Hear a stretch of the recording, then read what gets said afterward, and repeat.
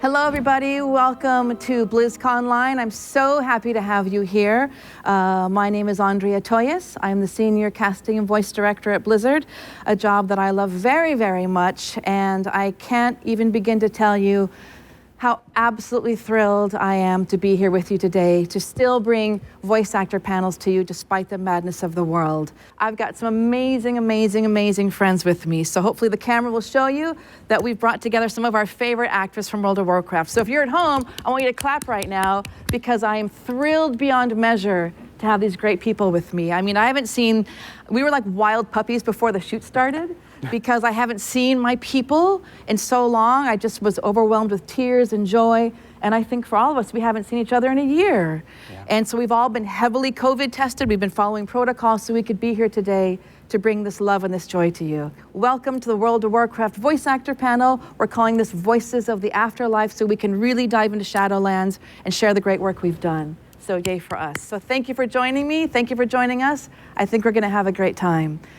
So I think we'll just start with some introductions to show you all my great friends that are here. I want to bite them and chew them and hold them so bad. So I might have done an illegal hug. I don't know, maybe. I'm not going to admit to it.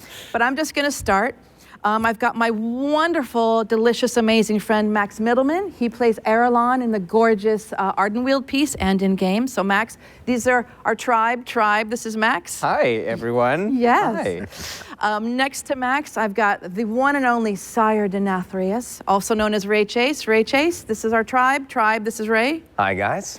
One of my favorite women on the whole planet, and I so deeply mean that. My sister. The fabulous Deborah Wilson, who plays Draka. Yeah. So everybody. Hey, fam. Yeah. Hey, fam. Hey, World of Warcraft fam. Oh my God, it's my girl. I love her. We have the fabulous. Steve and I talked. We couldn't have a panel about the afterlife without our Loa of Death, Buon Samedi, Alex Deser. So there he is right there. Hey. Alex, tribe, Alex. How you doing, tribe? Yes. Good to see you again. And of course, we couldn't talk Shadowlands. There's no way we could do Shadowlands without our fabulous, most beloved, our king, our Anduin Wrynn, also known as Josh Keaton. Josh, thank you very much. It's our people. What's up, people? Yes. Good to see everybody. And then none of this would be possible without our fearless leader, our lead narrative designer, who I also like to call Cuddles. He likes it when I call him Cuddles. This is Steve Denuzer, lead narrative designer. Steve, it's our people, of course. Hey, everybody. It's awesome to be here with you. Yes. Let's just clap for ourselves since there's nobody here. And let's clap for the fam. Yeah. All of you. I know. Yes. You know, it's weird. BlizzCon, and Steve and I always talk about this. BlizzCon to me is better than Christmas. It's really, for all of us who've been, it's better than Christmas, and it felt so weird. I don't know how you guys were, but it felt really weird to not be there with you. So we're really gonna hang out and chat and just talk life, talk game, and talk about everything we've been through in the last year, because even though we couldn't be with you in Anaheim, we want to be with you here in spirit. So that's what we're going to do today. And hopefully the camera's getting our, what do you guys think about the set, right? It's ridiculous. Yeah. Good. Awesome. Can I move in? I know. Well, I told them, like, now, just so you guys can get this on camera, every year the voice actor stage better look like this or I'm not doing it. I'm just saying. So yeah, welcome. I love you. I'm so happy to be here. I want to talk to Steve first, because Steve and I talked a little bit. You know, this is the first game that Blizzard did in the pandemic, right? I mean, I think March 13th, we got the call that we were all going to work from home. There's the call now. Yes. We're going to work from home, and thus we had to figure out, we have to make Shadowlands happen from home. I think at that point we had very little content recorded. And so we did. So Steve, I want to talk to you because I haven't seen you. We've only talked a little bit in sessions. It's the first time I've seen Cuddles. I know. So Cuddles, what was it like having to make this game and write this game about the afterlife and these crazy heavy topics during a pandemic? I mean, for you personally, this is tough. Well, it was tough, and it was a really scary time at first because when this started happening, we didn't know if we could have voices. We didn't know if we could pull it off even. And we had very frank conversations like, is this going to be a silent expansion, you know, or very minimal? And we talked about like, well, could we, you know, go back later after things are normal and record it then and put the stuff in? And you know, we, over the past few expansions especially, voice acting has just, we've taken it to new levels, and it's become such an important part of the game, and there's been so many memorable performances. And at the end of the day, we decided we had to find a way. We had to find a way to make it work. And thanks to our amazing sound team, our amazing engineers, we somehow pulled it together and once again executed at a really high level. And all the new actors who came in who've never been in WoW before, to have to bring everybody in and say, hey, you know, this is this Afterlife that we're going to be laying out there for our fans. It was a huge undertaking, but just super proud of the way that everyone came together and showed such commitment to this. Yeah. We knew we wanted to do the right thing for the game. And it was amazing. Yeah, we really did have a talk at a certain point. I remember having a conversation either with you or WoW leadership, I forget, but maybe we have to ship this game with no VO because we didn't know. But before we even go into that, I mean, I know for myself I felt this way. To have to be creative when I was feeling down and blue and having to deliver and create was very difficult. So before we even get into the game, I want to know how all of you are doing. You know, 2020 was hard, and from that I want to segue into what it's like to create under a pandemic from your closet at home, went by yourself, and you're scared about the world melting down. So before we even get into that, I had a rough year, man. Summer almost broke me. I had some dark days, and I'm just wondering how you got through it. How you doing? How's everybody? I'm doing okay. You got the wild COVID hair. Yeah, I got the which wild looks COVID hair. amazing. I've gained a Yes, few you have. pounds. More to cuddle. lot of junk food. Yes. Lot of food delivery and picking up stuff and Great. just eating whatever. But yeah, I mean, I have two young kids. They're both in school, so they've been doing their Zoom classrooms, and that's been kind of just the way it's been for the last year. Is like having 2 Zoom sessions going there, and then having one for recording VO for me. So there's like 3 Zoom sessions going pretty much all day long. But otherwise, it hasn't been too bad. I mean, I've always been kind of an introvert anyway, so Right. like just being at home has been okay. I do really miss, like I actually didn't really realize until today how much I missed the human contact, because I saw Max and I was like, what's up, man? And I saw Alex and I saw Deborah and I just met Ray, and it just, that's when you really start to realize how much you miss that human connection when you have a little taste of it.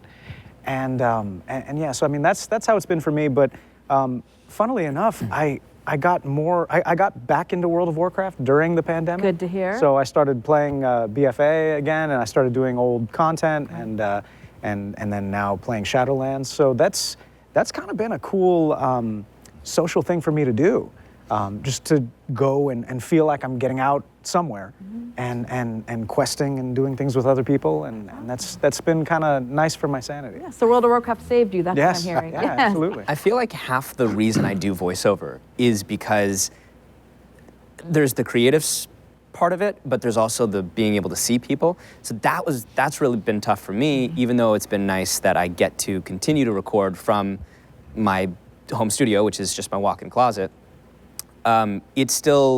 I still am missing such a huge component, which is going in and having that interaction. Right. And as much of an introvert as I am, like Josh, I realized in quarantine just how much I miss getting to see people face to face. And like the session we had, it's so much easier to sort of execute, you know, your vision and sort of come together collaboratively when we're all in the same room. Mm-hmm. But yeah, and you know, I miss that. But Netflix has been nice. And Delivery. Yes. And Schitt's Creek. Yes, And great show. Queen's Gambit. Yes, So yes. So you're doing okay, you held steady. I'm doing okay. I have ups and downs, but I'm trying to focus on what I have to be grateful for. Absolutely. Because when I'm feeling the most depressed, I think about all the things that I do have. Yes. So. I feel like I'm never going to take a hug for granted again. I mean, when I do sneak in a rogue hug every once in a while, it's so much more meaningful now. I feel like I'll never take human touch for granted again, you know? And to your point, focusing on gratitude, because there's some dark days, man, and then you just got to go, okay, you know what? Just sit down and calm down and eat some potato chips. You're going to be fine. What about you guys? Alex? I think we were saying before, too, it's been interesting with this whole time that we're living in. It's like, you know, I'll have couple of days where I'm on point. We're good. And then the next day I'm like, oh, this sucks. And then I'll get back to being good. And it's an interesting thing because I thought it was just me until I talked to my friends. They're like, no, that's happening to me as well. So the odd thing about this whole time is, as alone as we feel, we're not alone, because everybody seems to be going through the same thing. And I'll honestly say, I've been searching for silver linings everywhere, and I've been finding them everywhere. And I don't know about you guys, have you guys reached out to people you haven't talked to Oh, yeah. Yeah. for years? Yes. Now talk about, finding some light and some dark. There it is right there. So that being said, I'm grateful for that, and that golf is a social distance sport. Right. Or rather game, because if you can smoke while you're doing it, it's a game. So no, I'm really grateful. It's like really finding the little things, and the fact that we get to do this. The fact that we're here right now. Yeah.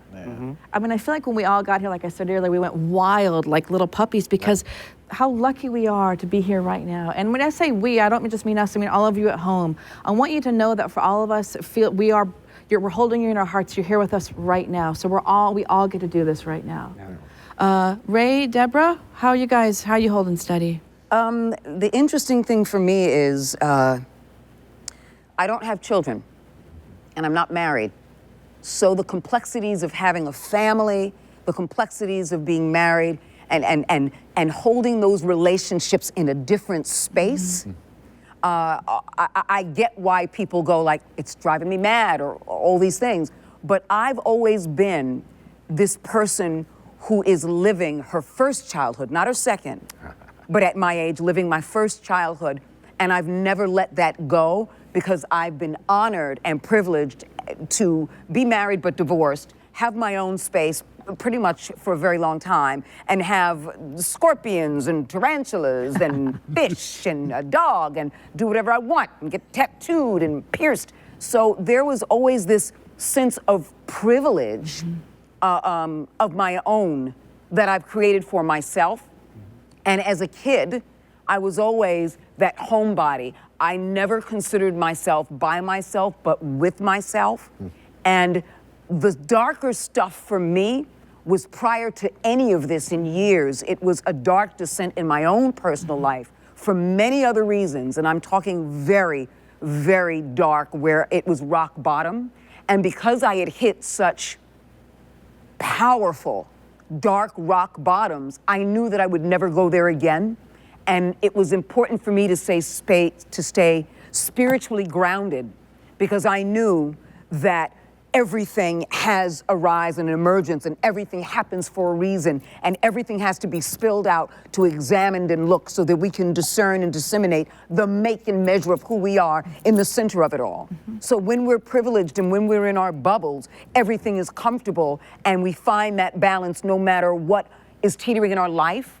But when something like this happens, it really calls upon us to bring ourselves into a different type of light, and to accept our darkness, because that's how we transmute it into light. You know, the light is just not there. The light is already within you, but it's okay. And giving yourself the opportunity to say, you know what, it's okay that I feel this way. It's okay that I'm going through this. I'm fine with this, because I'm gonna use this to transmute it into something else. And it took me a long time to do that prior to any of this, in such a dark descent in my life, that I was prepared.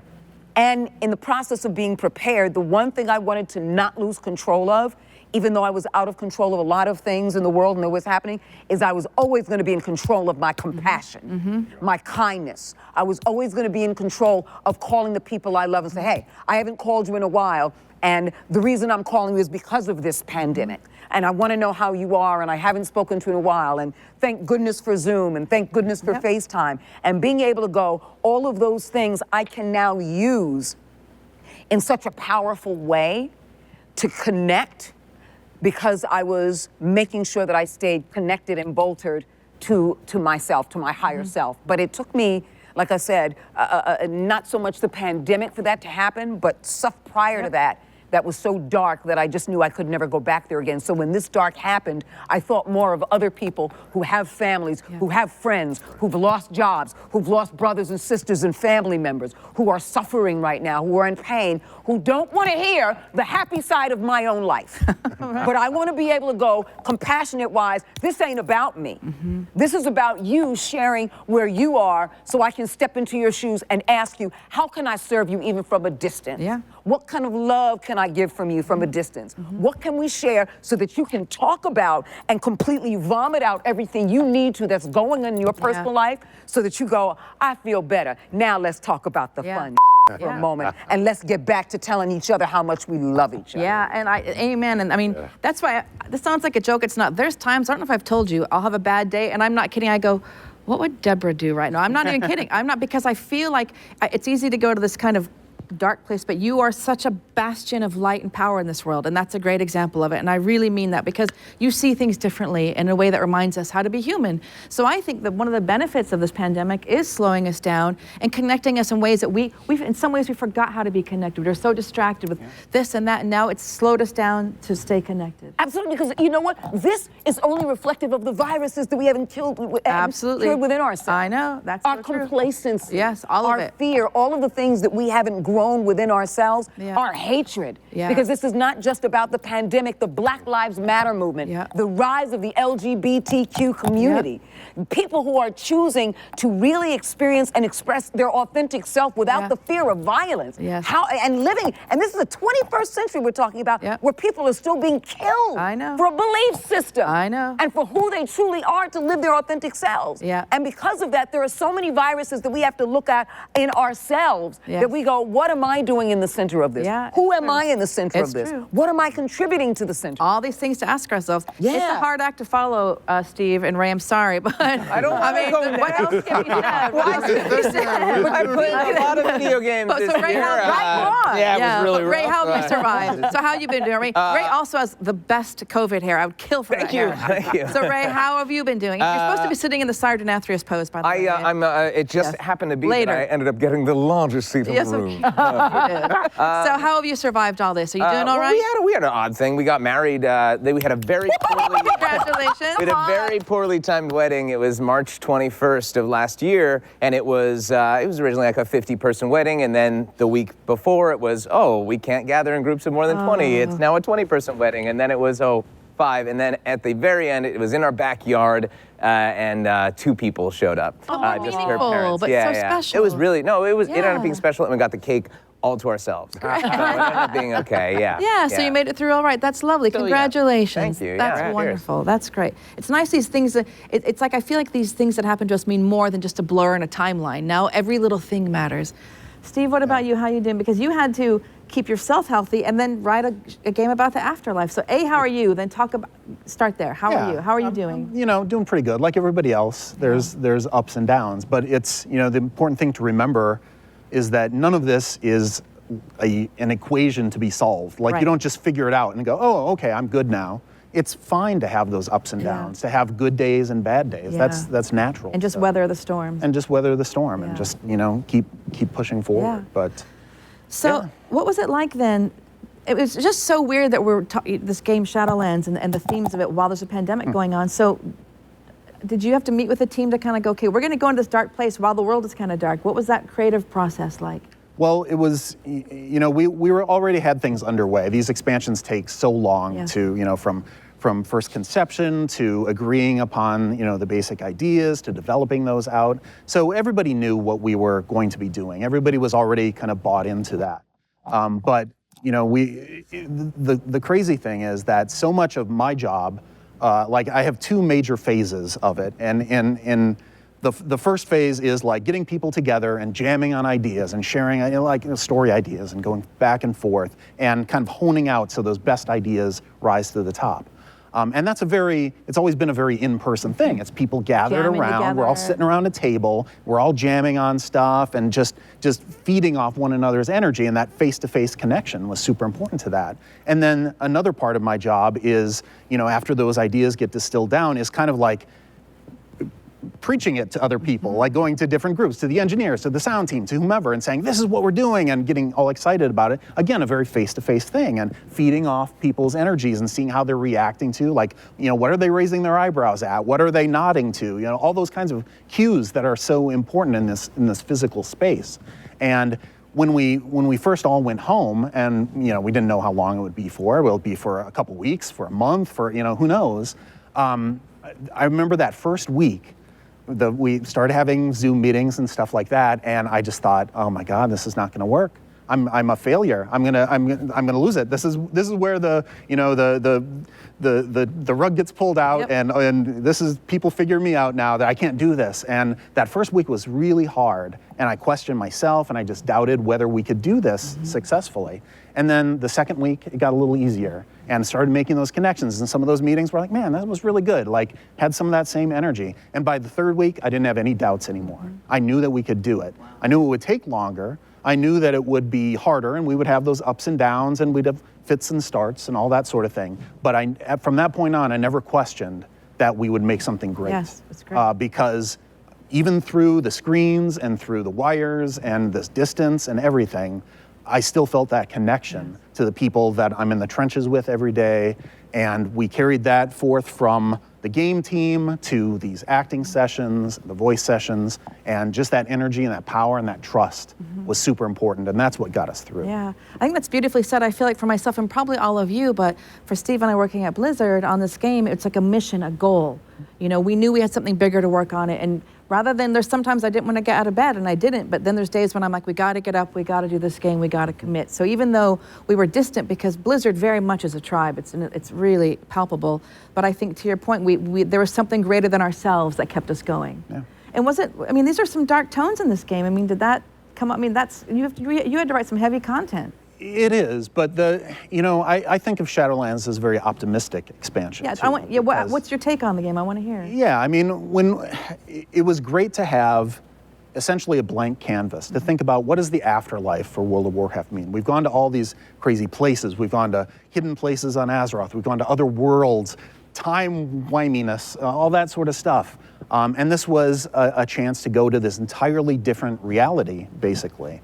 That had only been hinted at before. We'd only talked about Shadowlands as a concept, and we'd had some characters like Bwansamdi who had given us little footholds and dipped our toes into the realm of death before, but we had never fully immersed ourselves into it. And one of the things that I kind of fixated on early on was this idea that humans, we think of death, we think of that as an ending, but for the Shadowlands, death is just a beginning. Death is a source of energy. Death is a source of existence for all these people. And there's lines in game where some of the characters who exist in the Shadowlands, even though they are of death, I always say it's death with a capital D, death as an energy, death as a force. Death as an energy, that's heavy. Death is a kind of magic that animates all of these things. So the irony is that even in this realm of supposed death, things are very much alive, and there's characters there, people that you make connections with, as many of the characters here on this very panel. Players feel just as real a connection to someone like Erelon, yes. or when they're in the raid against Sire Denathrius and all the things that he said. Like, those are real connections, and it doesn't matter that this is an Afterlife setting. It's still World of Warcraft. And at the end of the day, that's what people come back to and are drawn to. Absolutely. And I really want to talk about all the work that our actors did, but I want you to talk about one thing you were talking about before the cameras rolled, and that was, we were saying Josh is a big WoW player, in case you guys don't know. You can talk WoW probably more than Steve. He's after my job. We all know totally. that. Well, we don't really need you anymore. He's got better hair. Yeah, so I know. He's got hair. But we were talking, you were saying how in Shadowlands, and I know from having to cast a million races, that we have more races than ever. And I want you to talk about how you approached writing it with all the realms and the Post-it notes and because that's bananas. I want to know how you got from that crazy writing process to these great people here today. Yeah, well, it is, creating this is no one person's job, Right. First of all. To make that clear, I work with Speak for your people, tremendous Steve. people. Yes. We have tremendous designers and artists and engineers and just a whole team that lives and breathes this world and this story. So everything I do is a collaboration. I don't do anything on my own. Yes. So we lift each other up, and when people have good days, they help everyone, and when they have bad days, then they lean on other people, and that's super important. But for my part of it, I'm always try to to focus on the big picture and like, what does Shadowlands mean? And what are the themes that we're going to be exploring as we're telling these stories? And so I literally mapped out this corkboard that, once we had settled on what our realms would be, the realms of death, Revendreth and Ardenweald and Bastion and Maldraxxus and the Maw, I started making little notes about what words are associated with these places. So places like Revendreth, that was about pride, but also about redemption in ways, and sin and arrogance, but also finding a path to pay for those sins. Maldraxxus was about struggle, it was about chaos, it was about rising up a ladder to prove yourself. There are good qualities in that as well. And so it was about finding all of those themes for all of these different places. And then I could look at that and see how a theme in Bastion connected to a theme in Maldraxxus. And then that's a great fodder for a quest designer to go in and say, oh, I can build a line that takes me from this place to this place. And then now I have characters that have something in common that they can interact. So places that on the surface looked very different from one another actually have a lot of threads connecting them. And I think that's one of the hallmarks of WoW, is that kind of storytelling where there's so many threads that are connecting characters and connecting points in time and connecting places. It just makes it feel like a lived-in world, and we wanted that for the Shadowlands as well. I was teasing Steve, saying that he probably looked like a serial killer with his little, no, it's the cops who do that with the boards and the thread and the yarn and mapping it all with crazy scribbles all over the wall. I wish I could see a picture of your house during Shadowlands, just of all these crazy notes and things. Yeah. Okay, so Revendreth was sin and purging. Maldraxxus was kind of survival. Ardenweald? Ardenweald is about renewal. It's about, there's a side to it that is sleep and restoration. But then there's a part of waking up too. It's part of a cycle. That's the key thing about Revendreth. It plays a unique part in the Shadowlands because it is where life and death intersect. And there's a lot of, we're going to be exploring that in that relationship in future content as well, because it is a key thing that death doesn't stand on its own. Death and life are intertwined, both for our players' characters who are living mortals, traversing the realms of death, but also for these forces that are in this realm of death themselves. They know that they have this connection to this other force, life with a capital L, if you will. It's just so powerful to talk about during these crazy times, right? But the million-dollar question for me, which I was teasing you about, but I want an answer, if you die in the afterlife, you're double dead? What are you? I want to clarify. The answer is different depending on if you're living more. Let's just not go into Okay. that's for a Can you work on that for me? I need you to work on that for me. I'm happy to answer it for I love when I see the tweets going, yo, I'm dead in the afterlife. Does that mean I'm double dead? Double dead. Double dead. If you want the real answer, it's our player characters, like, as Josh knows well, when they die, something nudges them back to life, some force, some tether, some connection. And that is because our heroes, our player characters, are tied to the life force of Azeroth itself. And it's that connection that keeps them going, even when the odds are against them. It's really beautiful. I mean, it's just really beautiful how what you're talking about is a video game, yes, but so much of it can apply to real life and death and the connections in death that stay with us and push us forward. That's what was so heavy in these moments of recording Shadowlands. I myself, we've had several sessions, many sessions, I would argue, that really brought us to tears, that were heavy, that were intense, and all of that. So I think that's a great segue. I'm going to kind of go around for our fans at home. I'm going to talk to each actor about their roles. We've got some great footage of everything they did, because we really did have some magical moments, many magical moments in the recording of Shadowlands, I would say. And one of the first that I can recall is my beautiful Erelon in the Ardenweald piece. I mean, I got to tell you, our cinematic director, Mark Messengers, that was his piece, and I told you this, Mark had to leave Max's session when we recorded for Ardenweald because he was crying so much he had to walk out of the booth.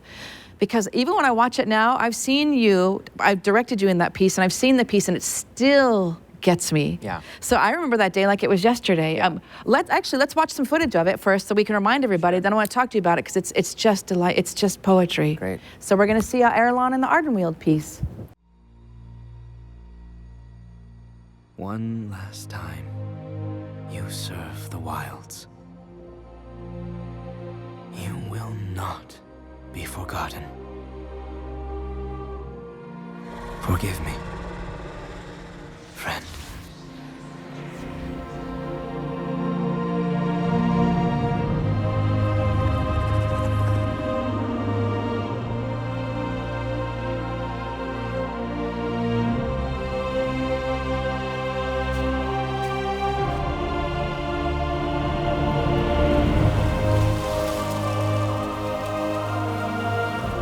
I will hunt for you, my queen. For Ardenweald, and for the souls we can yet save. I swear it. I swear it. It just gets you, right? It just, I can't make it through that piece. And we recorded this before COVID hit, and watching it now, I feel like I see it even deeper and more profoundly because, I lost my 19-year-old cat last Christmas, and every time I watch it, I think, or of any loss that we have, and the grief yet beauty in it. So, do you remember that? I remember that day. Like it was yesterday. I do. It's such a heartbreaking story. By the way, something I just noticed is that the Winter Queen gets teary-eyed in the visual, which is like, whoa, for her to. My mom actually, when she watched this, she never cries at animated stuff, right? But she called me and she was like, I just watched your. I was like, yes. But it's a heartbreaking thing that he has to go through. Yes.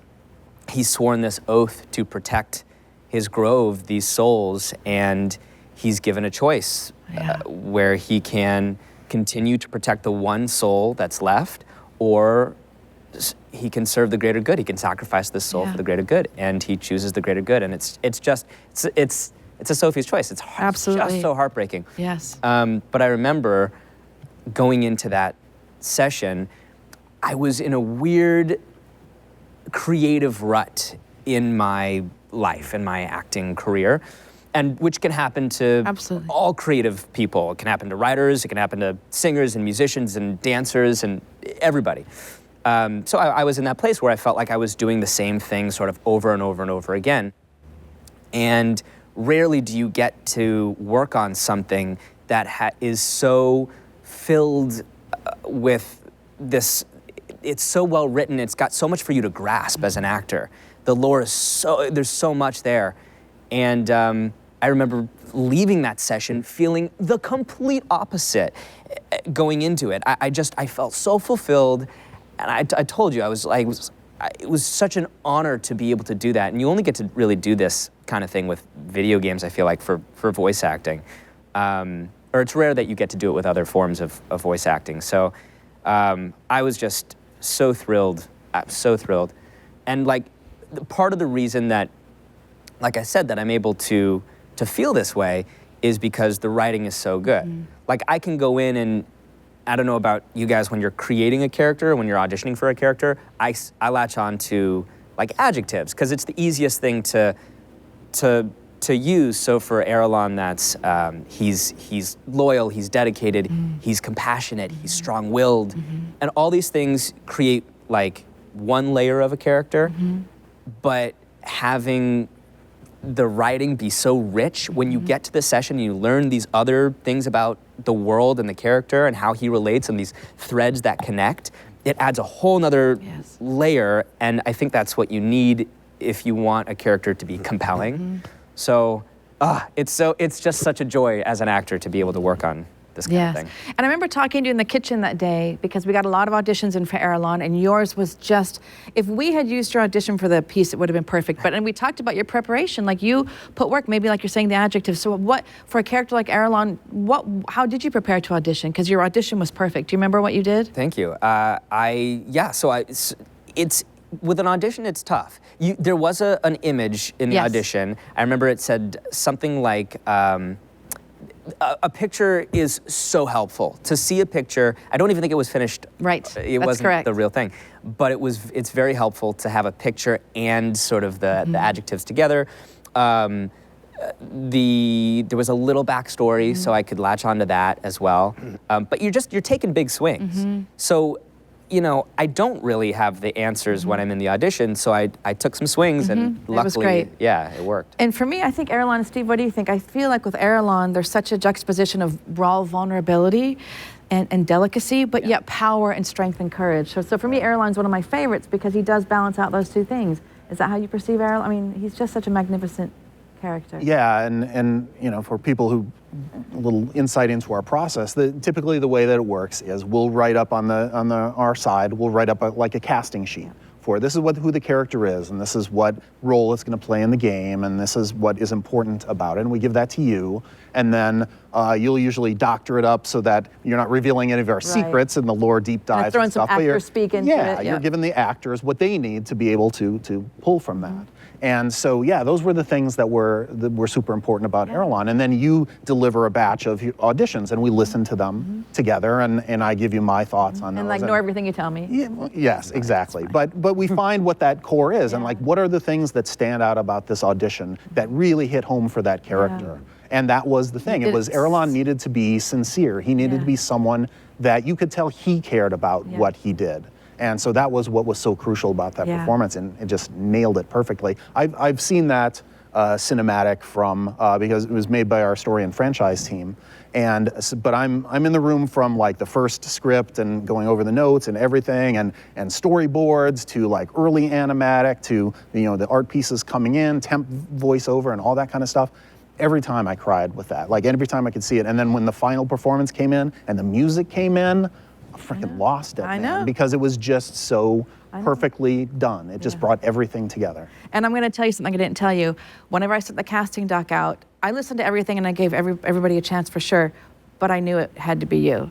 Because I always look for actors. All of you here to me represent, I always look, successful casting is when the person themselves really connects with the character. And you are so full of love and light and beauty and strength and endurance and power. So I knew that your heart would come through so powerfully, and it did. So I love you so much. Erelon was such a beautiful piece, and I treasure that session so much. It's one of my favorite things that I've ever done. Yes, it's wonderful. Well, great. Well, so happy to have you here. Thank you. So of course that leads us to Sire Denathrius, and I love that I said I look for actors who connect to their character. So clearly, pure evil. Pure evil. When I think about Ray Chase, it's pure evil. Yeah. I've known him for a long time, and I can confirm. Pure evil, pure menacing evil. Not nothing, but good looking. Yeah, very great hair, great hair. Something someone evil would say.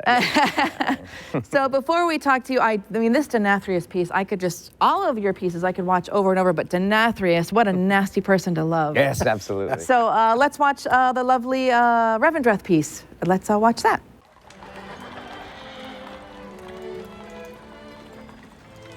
To the good people of Revendreth.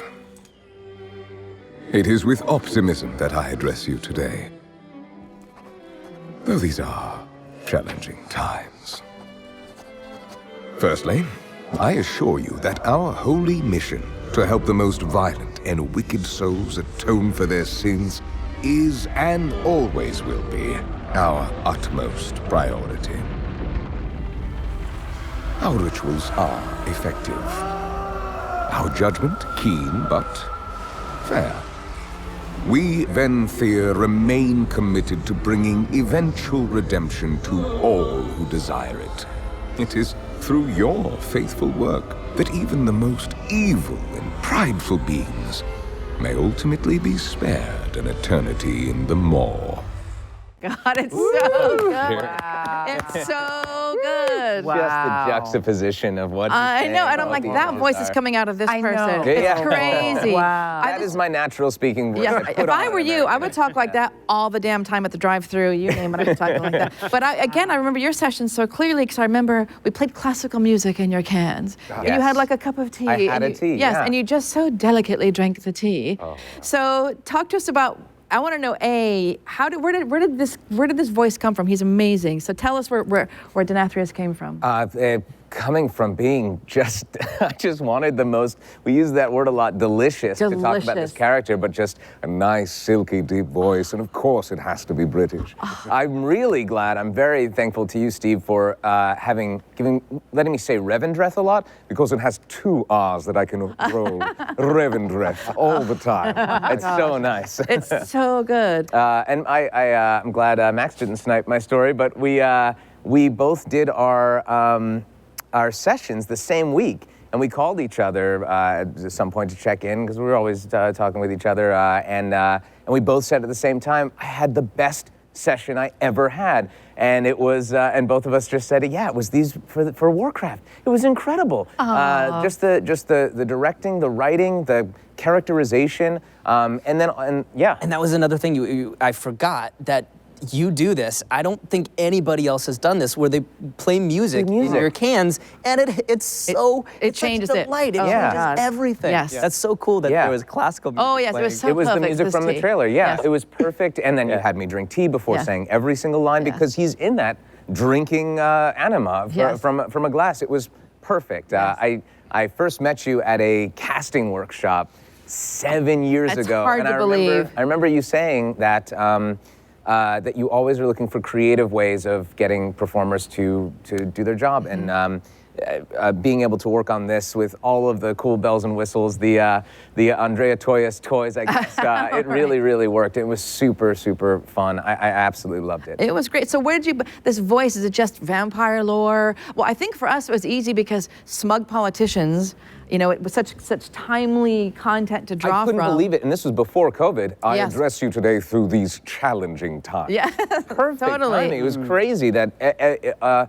so much of real world stuff Yes. was reflected in this. It's crazy. The big lie, saying the thing that accusing somebody else of doing the thing that you are doing, which is all that speech is. Absolutely. Yeah, it was very timely and interesting. So where did you was it thinking about politicians? I think we were thinking about World War II propaganda. I forget what was in, how did you think you created him? Like, what would you base him on if you had to kind of piece him together? Oh man, I mean, big and blue. Yeah. And really, just, I don't know, I think that he loves himself more than anything. That's why he'll put himself before, he's supposed to be in charge of this place, but all he's doing is farming all of this anima and using it all for himself and his cronies. I think that's really what that character's about. And he's got a cool sword that he doesn't even have to swing himself. It just goes on its own. I don't know. I just think he's such a well-designed character. He's wonderful. Every time he talks, I think everybody stops because that voice coming out is amazing. Yeah. So I just think you did him beautifully. And I'm just so happy to bring you here to celebrate you because all the feedback, people went mental over Denathrius because I don't know, like you luxuriate in your consonants, right? Yes, exactly. It's just amazing. Yeah. And I do want to point out that Ray did choose the biggest chair for himself in this whole set.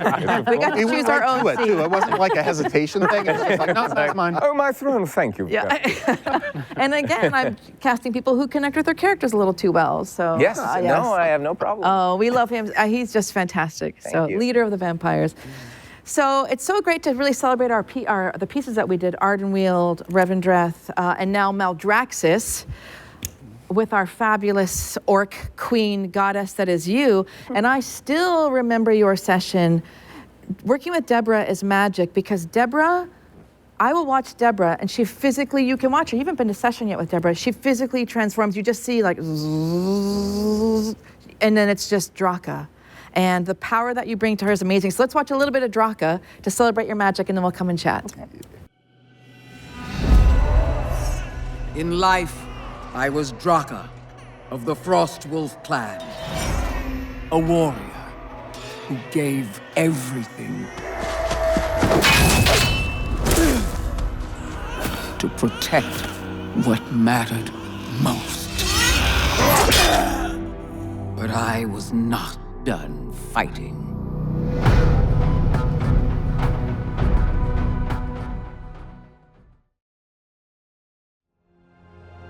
I am Draka, once of the Frostwolf clan, now Baroness of the House of the Chosen, and most of all, a protector of Maldraxxus.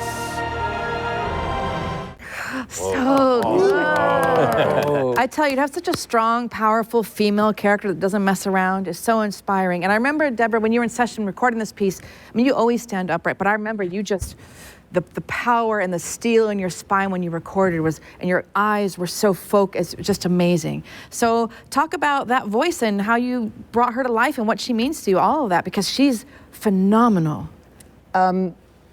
Draka is powerful because she's been tortured. Tortured emotionally, tortured psychologically, tortured by death, tortured by life.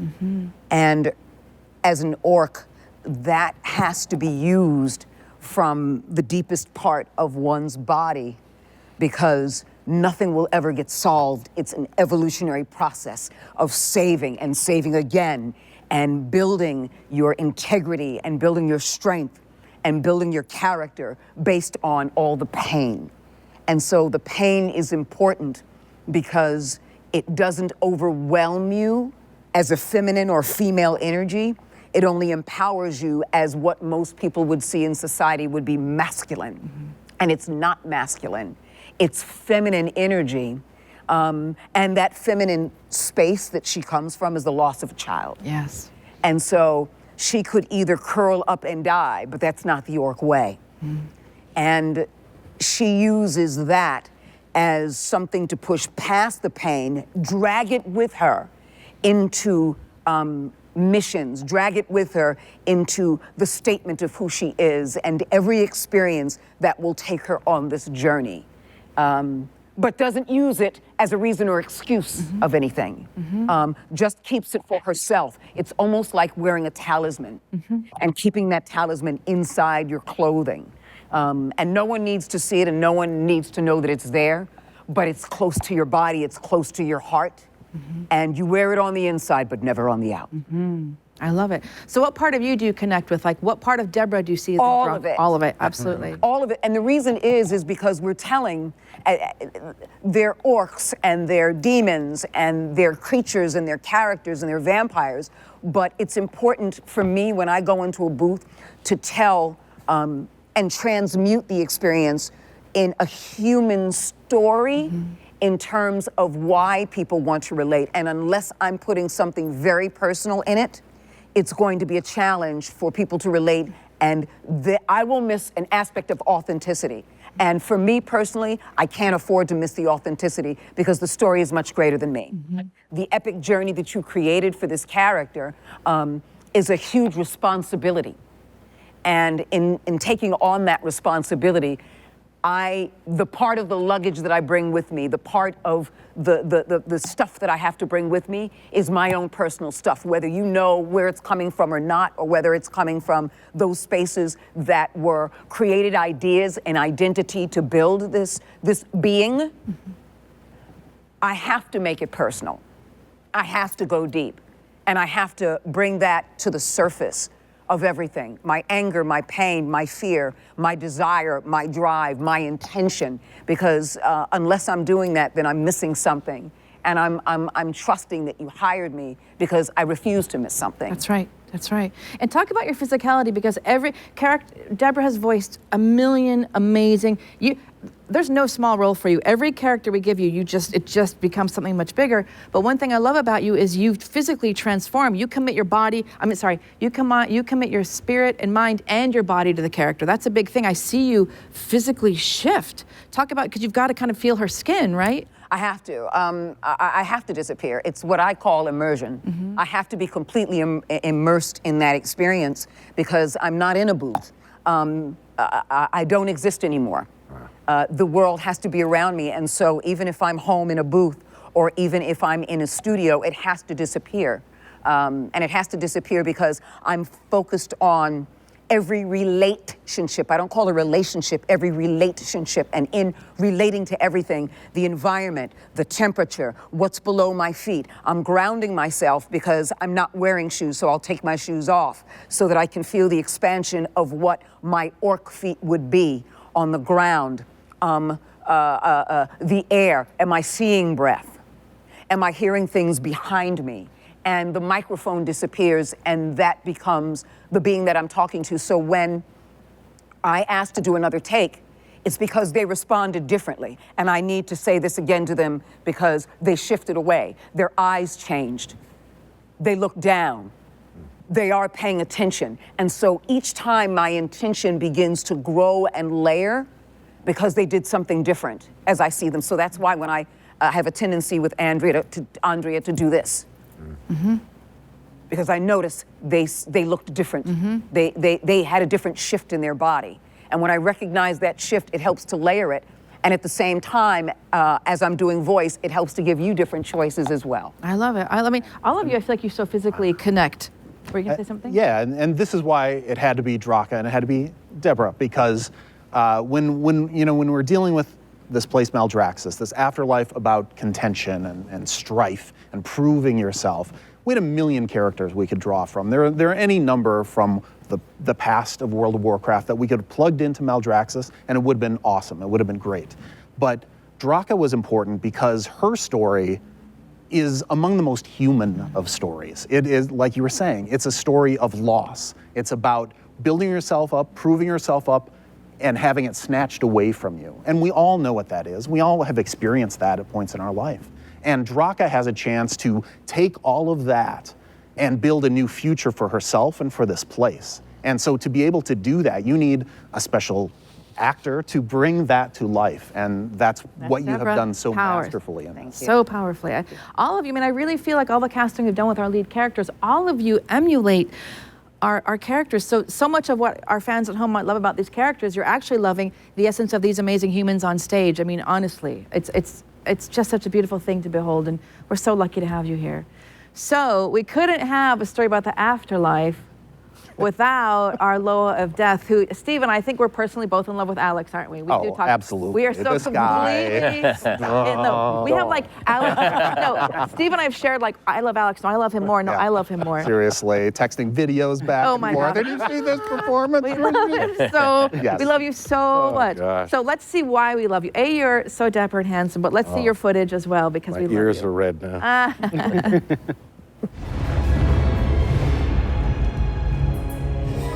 Well, this is a surprise. You're looking pretty good, Your Majesty. So, why have you come to see me? I need your aid. I see. You want to make a deal with me. Go on, go on. Become my Loa. Grant me the power to recover my kingdom, and I will elevate you above all Loa. Yes, so you get your kingdom back. All very nice. But soon you'll tired of old one Samdi. You go back to the living Loa, the one who bring the rain, makes the crops grow, not wither and die. No. I need more than just your word. Got so good. What the heck? You know, it's so hard. I had to choose a clip, and I'm like, okay, I'm gonna choose like 10-second clips. I couldn't. For all of you, I'm like, no, 15, 20, 30. Okay, 2 minutes. I need 2 minutes of the footage. It's so good. Oh, I know you were on a panel before, but where does he come from? I feel like I'm watching a gangster flick every time he comes on screen. Well, first off, I want to say that I'm very jealous of his gun. Got to work on that. No, Bon Samedi.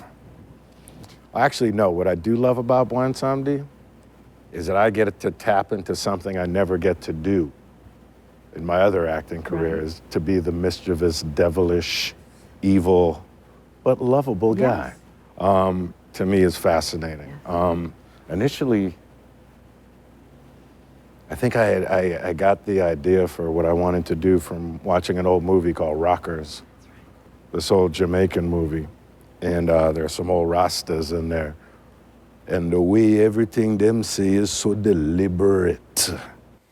And then somehow when we got in the booth, we started playing with it and made them lighter and darker at the same time. And I don't know how we caught it, but it was that thing where you go, there it is, let's go. And really, I say this in all sincerity, this is one of the joys of my life, is when I get to play. We love him so much, and I think, Steve, you can attest, the fans are nuts over Bon Samedi. And I think I talked about this on the last voice actor panel with you, but every time when we record in session, Alex doesn't stand behind the mic and record. He kind of does this like dapper. Kind of got to lay. Yeah, he kind of just lingers on his music stand. We have to keep moving the mic because Alex just kind of lingers and like, what do you want? Oh my God. Well, it's He's interesting. It's amazing. great hearing this too, like what you were just talking about, and just how the physicality helps you. Absolutely. It helps you so much. And yeah, this cat's laid back, so come on, bring it. So good. You know, so much fun. Yes. So what do you think he means when you create him? Is it kind of tapping into those old Rasta and? Yeah. Started with the Rasta, and then Bon Samedi, and I was like, oh, Bon Samedi. Ah. Oh, we're going to Haiti. That's right. And okay, I've heard about this stuff, and so I was tapping into that. Yes, Jeffrey Holder was also in my brain. But yeah, it was just tapping into that and the idea of the darkness, but also not darkness, mischievousness. Yes. And it's how mischievous can we get? How can we ride that line? Just get right there. Right there. And I just love being able to just, don't mess with me. It's really. I think you're right. I think he really is dark and light. And Steve, every time we're in session with you, Alex, we just laugh and laugh. Like you just find these interesting peaks and valleys and deliveries, and it's just, he takes these lines and suddenly it's like a whole other thing. I mean, well, the joy is that, yes, we knew going into the sessions for Shadowlands with Alex, like we're so excited. We're like, oh, we can't wait to get Alex in the booth. It's going to be magical. But you never know when the magic is going to come, because you can write the lines, you can think a certain thing and plan for it, and then he finds just something else, and it's just delightful, and we collapse on the floor laughing. Do that again, do that again. My favorite is this.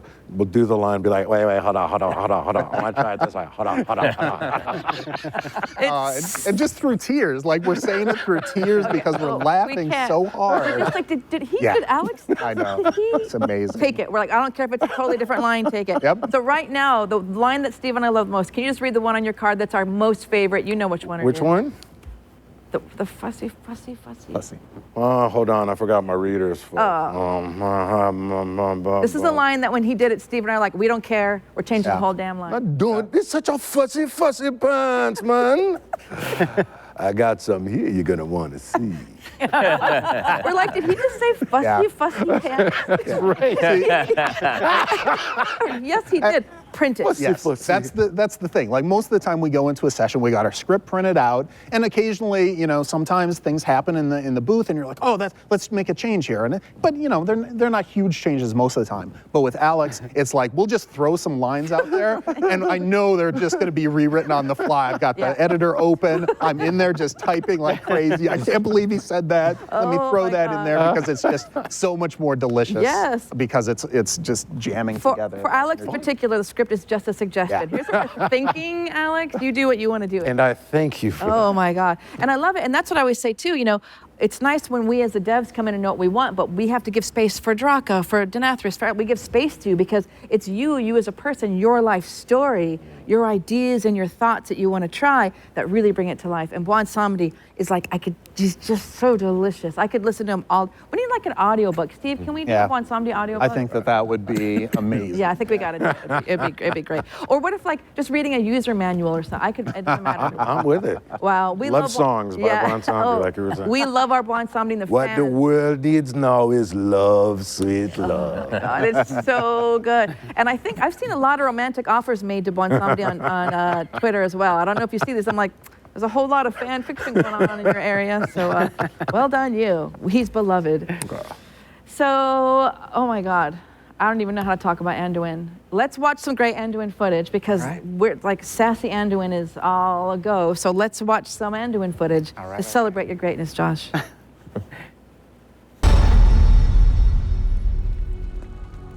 There she is again.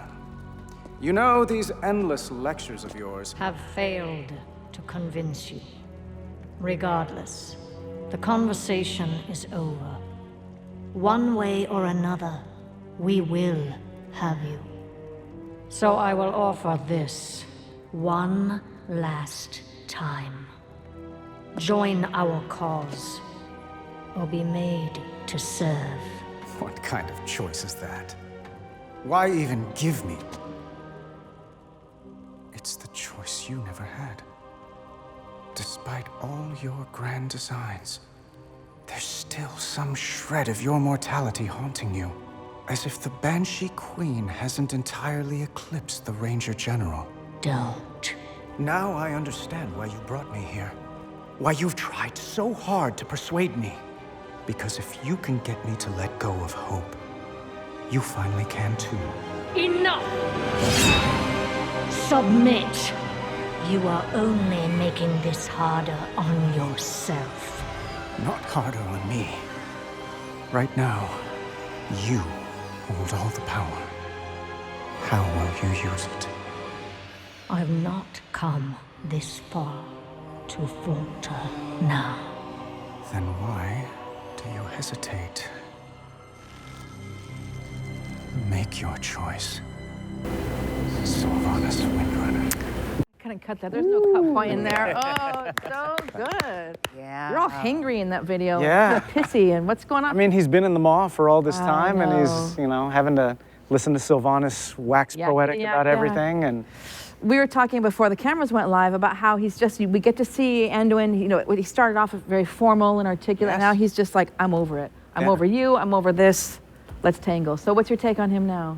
Well, I mean, he's been through a lot. Yeah. He started out as the little kid that was in Stormwind and got thrown into being a king. Yeah. I mean, losing his father in a horrible way, and now being expected by everybody to rule and lead the Alliance, and he's still kind of just a kid. Yeah. And he's having to figure all this stuff out, and he's been through a lot of bad things. I mean, he's seen the home of his friends, the elves, completely burned to the ground by Sylvanas.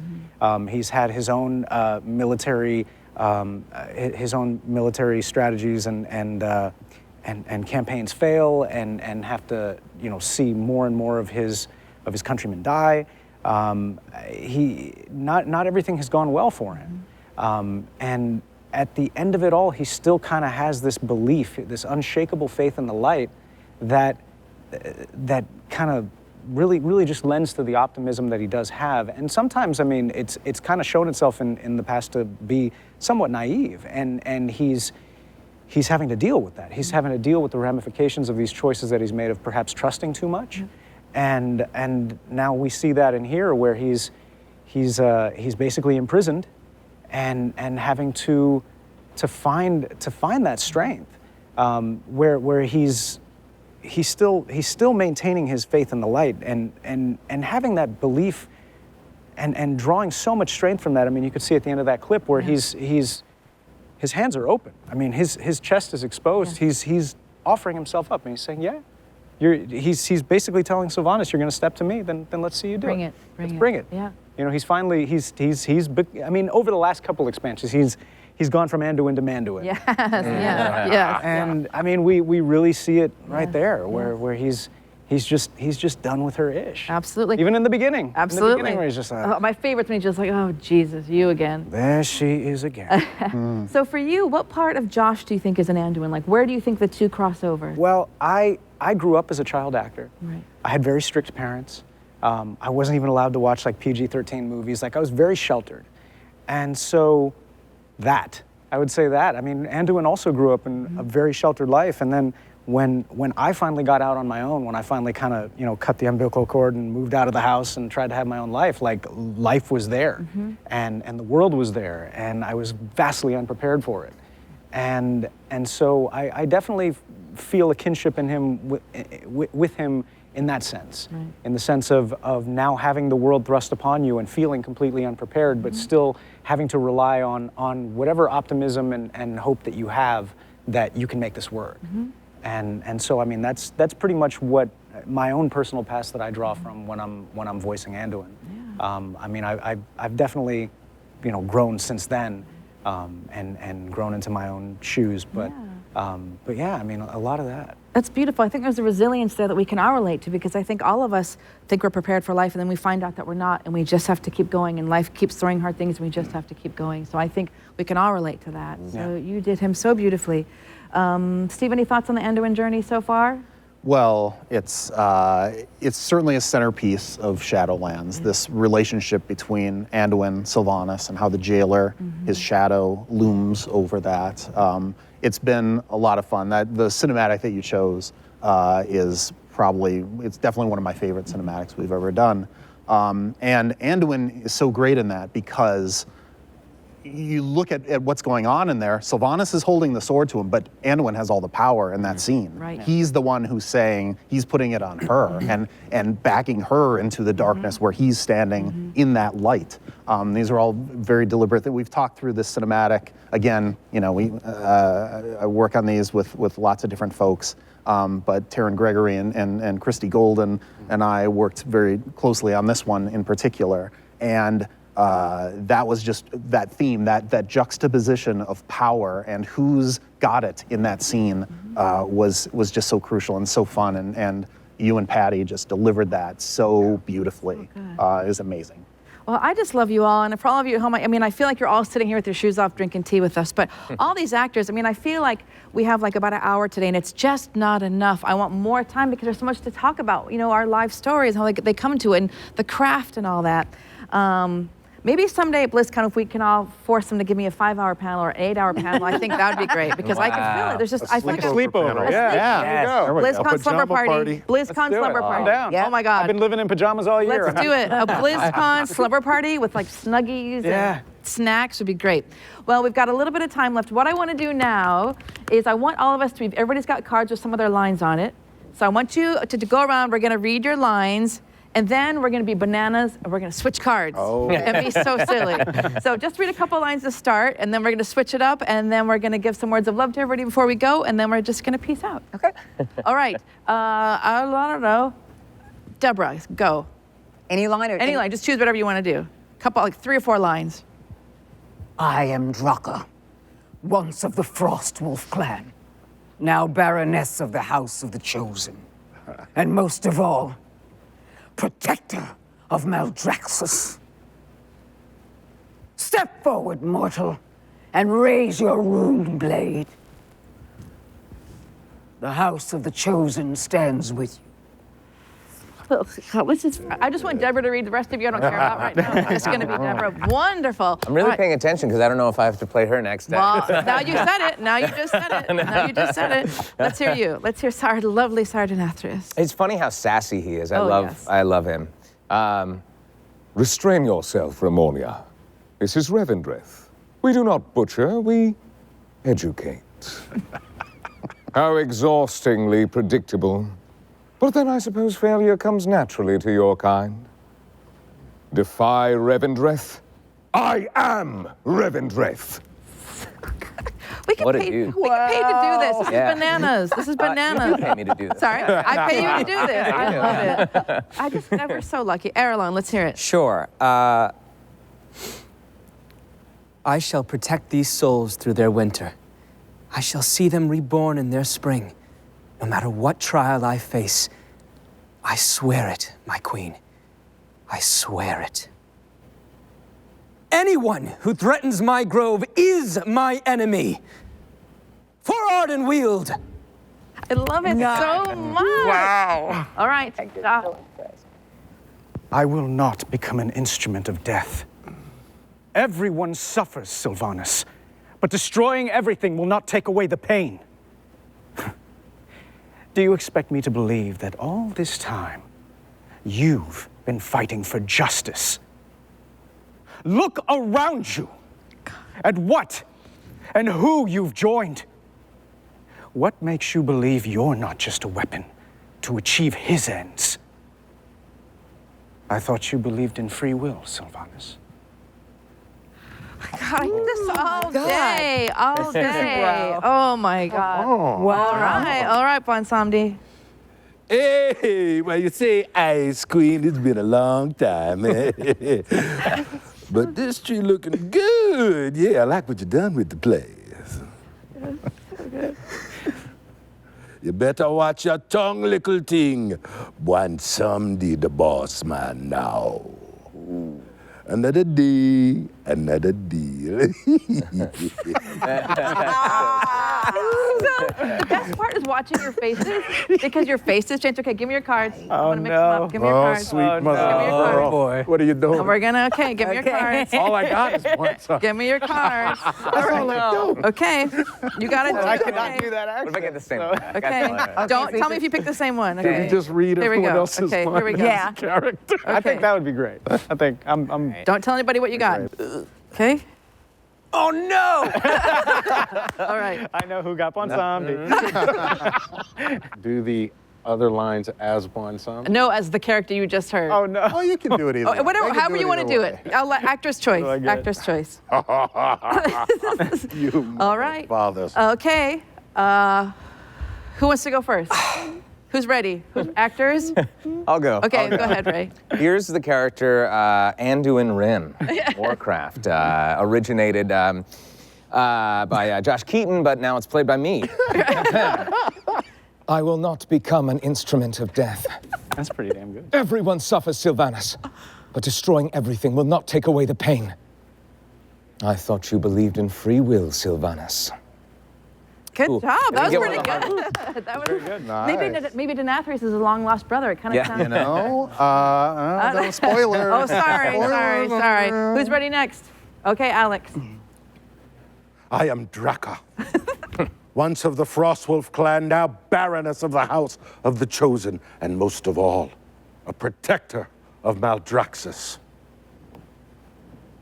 But then, the House of the Chosen stands with you. For crickets, for Akari! Yes. All right, who's next? Josh. I guess it's me. I got Sire Denathrius. Yeah. All right. Let's hear it. How fortunate you are to witness the splendor of what is about to unfold. Every precious drop of anima, so painstakingly wrung from the tortured souls of lesser beings, now paves the path for the banished one to reclaim what was his. Defy Revendreth. I am Revendreth. Oh, good. I think we should recast the whole game. No. Let's recast. Well, that means. Let's hear it. I was so hoping I Let's hear didn't what get you it. got. Look, don't mess it up now, Max. You better be perfect. What I love is that it's the way the accent is. It's written in for me. I'm sure it's going to sound very authentic.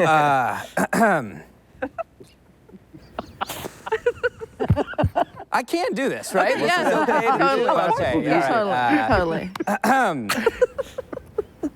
One somebody got Austin's under Larry praising me. Without the jailer, you just be a poor forgotten hour. That's great, man. Okay, maybe we won't recast all of it. That was great. We can make him a background troll. That's fine. Oh my God. I love you guys. Let's everybody at home, let's clap for our actors. I love you guys. Oh, did you go? Oh my God, I got so excited by your Bonsomni. I got so excited. Because that's how we should have ended it. I'm actually. so sorry, Deborah. I'm so sorry. I'm sorry. My name is Deborah. I know, sorry. You You mean are. Max? Yeah. I'm Max Middleman. Read this. I shall protect these souls through their winter. I shall see them reborn in their spring. No matter what trial I face, I swear it, my queen. I swear it. Anyone who threatens my grove is my enemy. I will hunt for you, my queen, for Ardenweald, and for the souls we can yet save.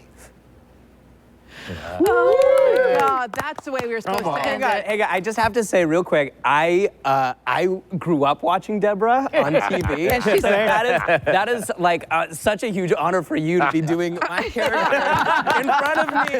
That blows my mind. Thank you. Oh my God, that was perfect. You guys are amazing. This just shows the versatility as well. I mean, maybe you could work on the accent a little bit. Everybody else was amazing. Yeah. It's cool. I got to work on my dwarf. That's fine. That's fine. Well, we are basically almost out of time. So what I want to do is close with just, a reminder to our fans. We'll go around quickly and just our parting words to all of us out there. You guys can start. Steve, I don't know who wants to start. I love you all. Alex, you ready to start? Just a parting farewell to our lovely tribe. So grateful to be here. So grateful that you're here. And just remember, be good to you and be good to those around you. Everything else will come together. Amen. Beautifully said. Steve? Thanks for being part of BlizzConline. Can't wait to be back with you in person again and share this magic, this energy. It will happen. Stay strong. Yes. Thank you for being with us on this panel. Thank you for playing Shadowlands and World of Warcraft. And when things seem the darkest, the light is always with you. Oh my God. I don't know Much. I will say, my grandma always told me, she had this phrase, "This too shall pass." And I know that even in the darkest of times, we will get through it. We'll get through it together. It's easy to lose sight of what we do have, so stay grateful, and that's how we can pull through. Yes, beautifully said. Hang in there, you guys. Keep playing World of Warcraft. It's a great way to get through this. And especially thank you to Blizzard for letting me take home that wonderful piece of art. It's so kind of them to do that. So thank you, Blizzard. Really appreciate that. I always love to say this to people, and I mean it when I say it every single time. There isn't a time when it doesn't mean something to me, so I really hope it means something to you. Be blessed, be well, be happy, be healthy, but most importantly, be you, because you are beautiful. Oh, God, I love you guys. And I'm just going to say, I love you so much. Thank you for joining our World of Warcraft voice actor panel. We love you. We did it for you. And we're all going to be okay. Take care. Till next time. Be well. Bye. Bye. Bye. It's like Zoom. Is it on mute? So is it cut? Is there a cut? And then it just ends. Can we get like some? No, it's like a news broadcast. We have to talk to each Yeah. Oh other. yeah. Oh, yeah. But don't Hold on. I see. I totally. hands together. And we're out.